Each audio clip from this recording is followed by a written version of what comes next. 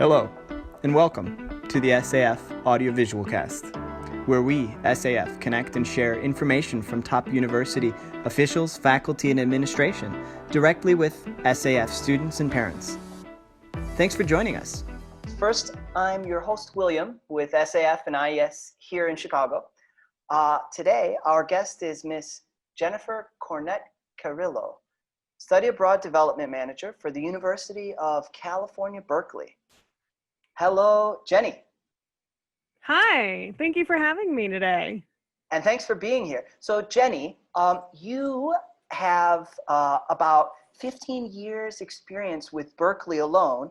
And my understanding is that you are a lifelong academic professional. Would you mind introducing yourself a little bit to us? Absolutely. So yes, I actually am born and raised in Berkeley. So even before I started working with Berkeley, I have been on the campus for many, many years. I'm the third generation of my family to work at UC Berkeley.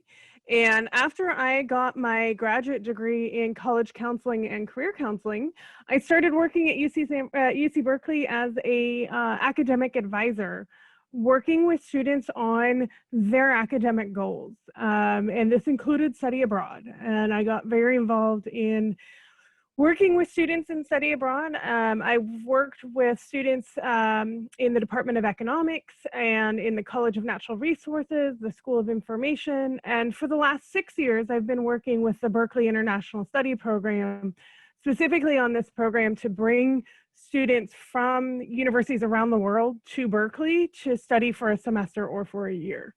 So that's kind of the short version there. But yes, I've been working at the university now for, I believe I hit 15 years last month. So it's been very congratulations. Exciting. Yeah, exciting.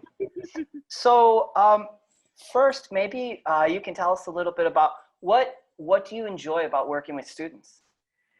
I love the energy and the enthusiasm of working with students, and students, every single one has their own goals and their own ambitions and their own things that they want to accomplish in their studies and in their life. And it's great to be a part of that conversation with a student of just, you know, what is it that you want to do and how is it that we can help you?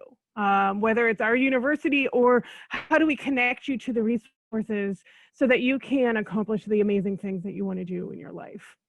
So we've actually, because SAF works with Berkeley so much, we've actually had a couple of your colleagues on the SAFcast as well, and we've gotten to know some of the different programs. So today we have an opportunity to hear from you, but it would be good for us to just maybe cover some of the basics for somebody who hasn't heard yet. Can you give us a quick intro of what UC Berkeley is?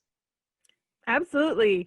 UC Berkeley is a large public university offering degrees from undergraduate through graduate. We are one of the top universities in the world. I believe we are the #1 public university. We have incredibly strong programs in a number of different areas in the sciences and social sciences and humanities and in a lot of different places.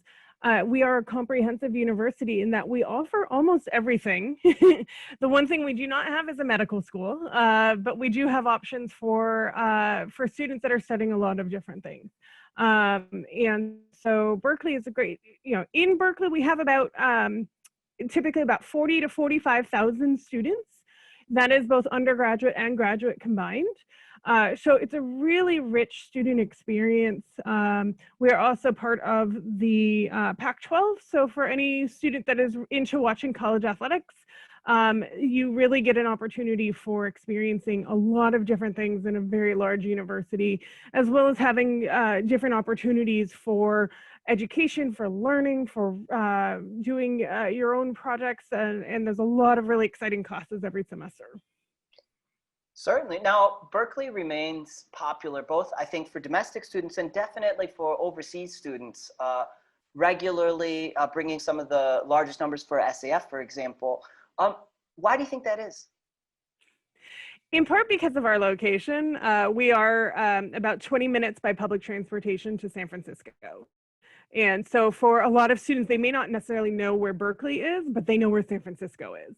And so it's really common that our students will come and, maybe over the weekend, they'll go to a museum in San Francisco, or they'll go out to Fisherman's Wharf. But then while they're here over the course of a semester, they discover there's so many amazing things, not just in Berkeley and San Francisco, but also in Oakland or San Jose, or the Silicon Valley, or you can go hiking in Yosemite, or there's a lot of different things you can do in the area. So the location is great here. Our weather is perfect, in my opinion. And so there's a lot of great things there, but really, it doesn't matter what your interests are, there's going to be something for you here. If you're interested in musical theater, there's some great performance venues. If you're interested in athletics, there's some great sporting events. If you're interested in museums, there's amazing museums. If you're interested in libraries, Berkeley has one of the largest library systems out there. So there's just a lot of different things that will fit everybody's interests. But I think location is number one. Number two, again, we're one of the top universities in the world. And so, in terms of what you're learning academically, you're learning from the best out there. So. Definitely. Now, I did mention today we're here to speak a little bit about some particularly cool online offerings. So maybe we can start with, let's just talk about some of the general stuff. Maybe you want to give a basic introduction of some of Berkeley online offerings? Sure. BISP Goes Virtual is our online program for the fall semester, which we will be continuing in spring 2021. This gives students the opportunity to study full-time or part-time from your home, of taking classes online. And many of our classes will be, actually, almost all of the classes in spring semester will be online, and many of them will be taught in a synchronous way where you log in at the specific time of a class. There are also many classes that will be offered asynchronously, where the professor will post the lectures at the start of the week and you have till the end of the week to watch them on your time. And then there will be some classes where the professor will lecture live, but then post the video online later for those students who cannot attend the class live. So it's a really cool option to be able to take Berkeley classes on your time, which is a great thing. Each class is set up a little bit differently, and we work really carefully with students to make sure we're identifying the courses that are of best interest, as well as the courses that will fit in your schedule. And so we'll work a lot with each one of the students that we bring in to provide the best opportunity for you to be able to learn what you want. Okay, great. Now, I think you've covered some of the key aspects, and I just want to double confirm. Now, Yes. We've mentioned that the coursework could be both live or recorded. Is that right? Okay. That is correct.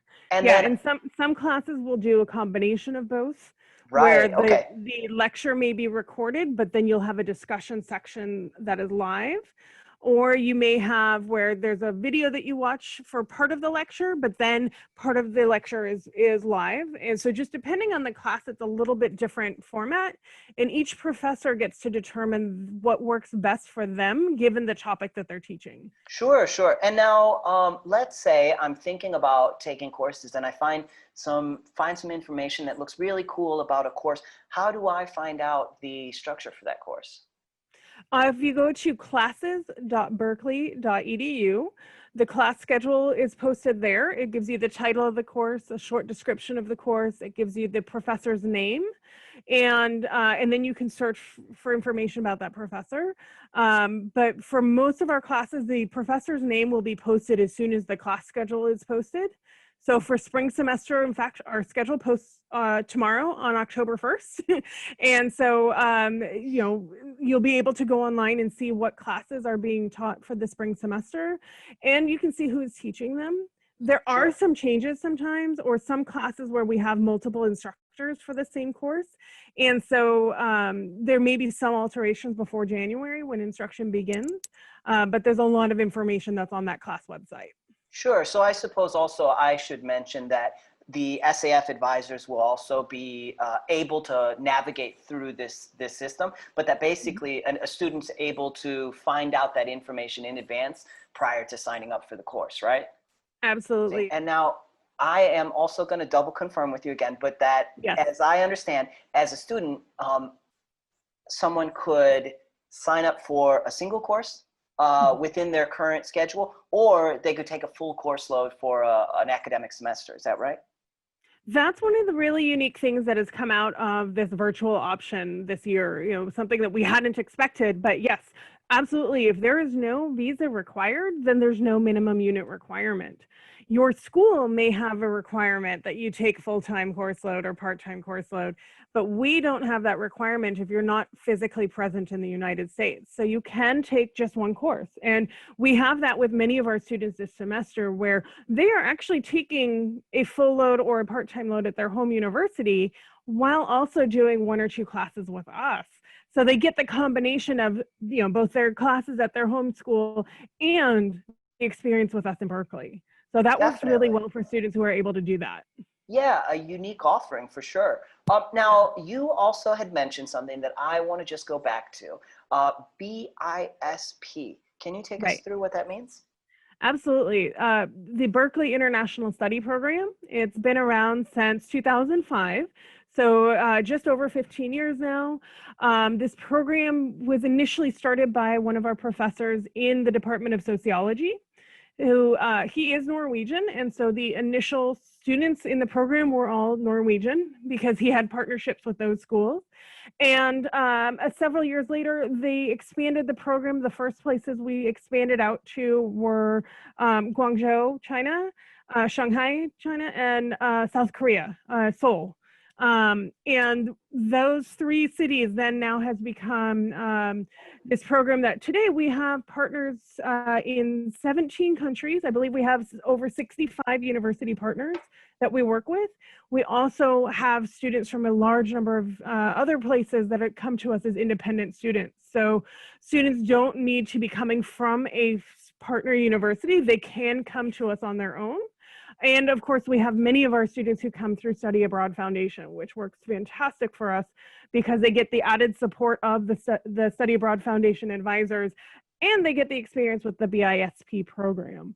What our program does, in addition to providing the academic opportunity for students, we also provide the advising and the support, as well as a robust social schedule while they're with us. So we have right now they're all virtual, but we have a variety of activities and events and trivia nights and yoga classes and book reading and virtual coffee hour, virtual boba things. And there's a lot that our program does to support students socially during their semester here too.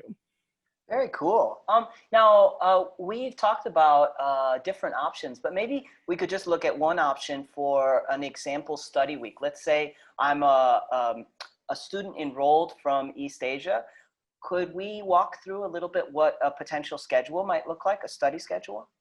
Absolutely. It will depend partially on your major. So I am going to decide for you that you are studying in economics or business. And yeah, and you will have a variety of classes to choose from. As an economics and business major, I would talk to you in our selection process to see where you are at in your coursework to figure out what you need to take while you're studying abroad. And as a virtual student, we would look at courses that would either fit in your time zone or that are offered asynchronously. Or if you're just a night owl and you like to stay up all night and you don't mind taking classes in the middle of the night your time. It really depends on what you're looking for out of the experience. But for example, we have a class this fall semester, which is also being taught in the spring. It's completely asynchronous. It's called Innovation and Entrepreneurship. It's really popular with our business students, really popular with our economics students.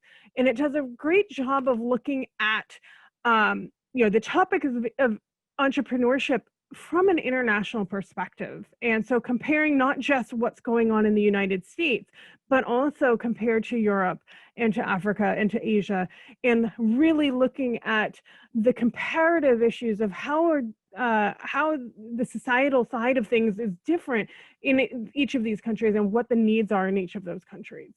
So that could be one class that you'd be taking, and because it is asynchronous, those lectures are posted at the beginning of the week. You have until the end of the week to watch them. You submit weekly homework assignments on our course website. You may also then be interested in taking a class on economic development or economic demography. That class may be a live class, which is a recording at sessions and posting the lectures online. And so if you can attend at the time that the lecture is, you would attend during that time, but you may also find, oh, I couldn't get up this morning, I'm gonna watch the video later. That happens to all of us. You're saying a student might decide to wake up a little bit later? Possibly, very possibly. And so you could watch the lectures later. What we're finding a lot of students are doing actually is watching the lecture live and then rewatching it later with the recording, because that allows them to really engage with the material as it's happening live, and then also go back to reinforce that knowledge as they watch it for a second time. So sounds compelling. For the right mindset or the right student profile, this could be a really exciting challenge. Maybe we could think a little bit about that profile. Mm-hmm. So let's say Berkeley in general, and then maybe some of the BISP virtual offerings specifically. Can you tell us about who that fits? Who is the best fit, both for the school and vice versa? Yeah. I can start first with the best fit for our program for BISP. In order to have the most options, we recommend that students be in their third or fourth year of studies, just because you've completed the foundation coursework. I mentioned economics earlier. We want you to have completed the foundation micro and macroeconomics coursework, but so that you can take advantage of that and do elective courses while you're in Berkeley, and you can take the more advanced courses. If you come in your second year or late in your first year, yes, you can take classes here. You may not be able to take as many classes as you would be able to if you were a more advanced student, because there are some specific prerequisites. Similarly, if you're interested in biology or chemistry or physics, in the sciences, we want you to have the foundation courses done so that you can take those more advanced electives, because that's really where you get to have the more in-depth discussions and the more in-depth knowledge that you're learning, is because you're beyond what those basic classes are, the foundation courses if you're major, which will be the same anywhere around the world. Sure. So that's, in general, we are looking for third and fourth year students. We have had a great number of second year students as well, though, who are excellent. And so the other parts of what we're looking for, because the classes you are taking are UC Berkeley courses with Berkeley students, you are required to have a pretty strong grasp on the English language. Sure, I suppose it's about getting the most out of your experience, that you wouldn't want to arrive and not understand things, where it's a challenge to be in a different learning setting, but at the same way, you're going to make the most out of it. It also is interesting that you'd mentioned you have the ability for many of the courses to listen again. And I imagine that for a second or third language speaker, that could be an additional benefit.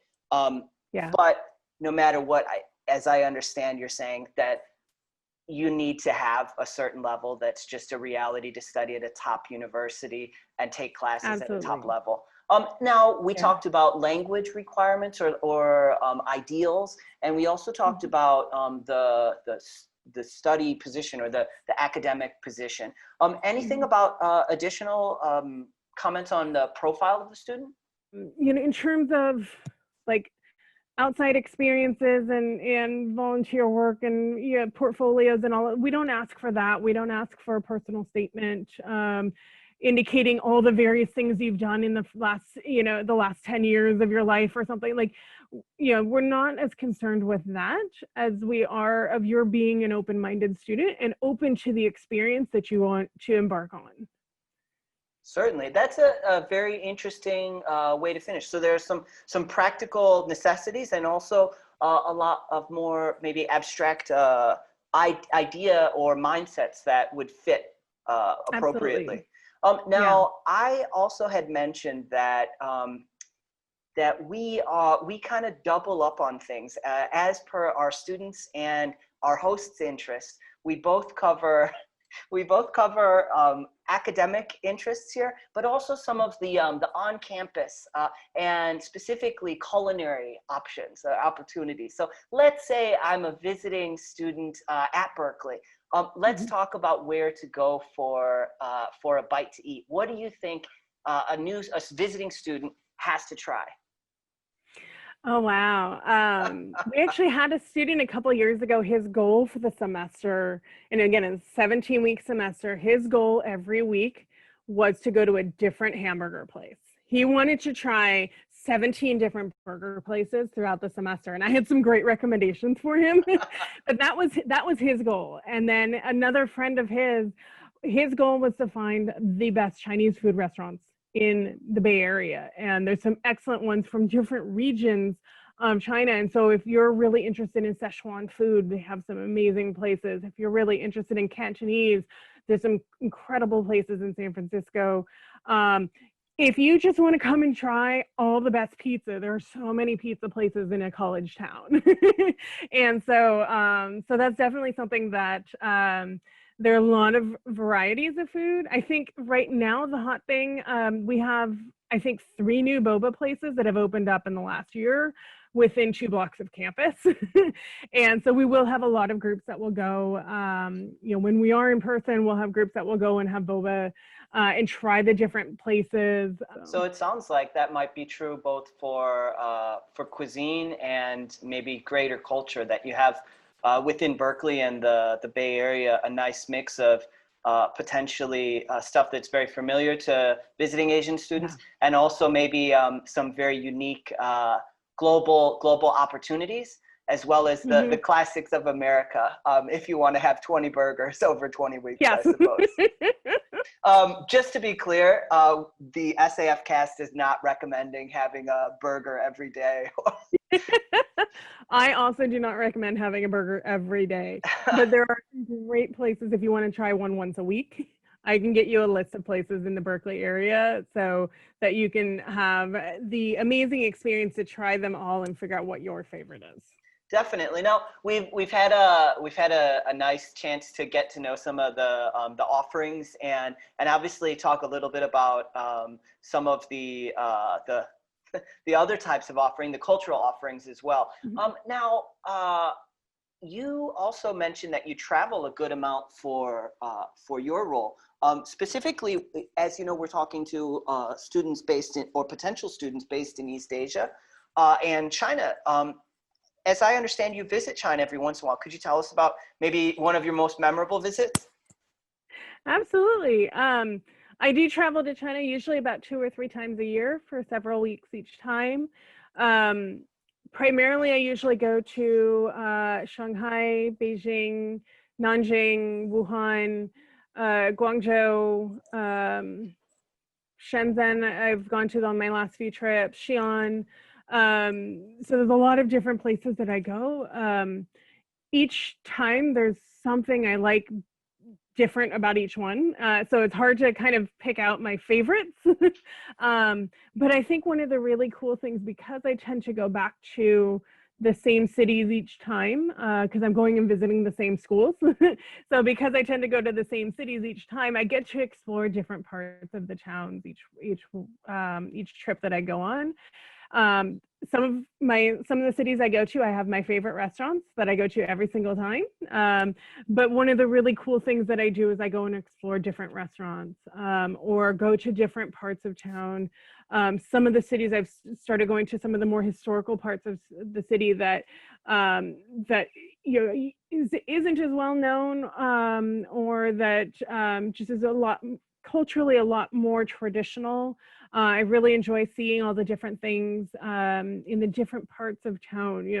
If you go to a city and you only see near where your hotel is, you're only going to see that one perspective.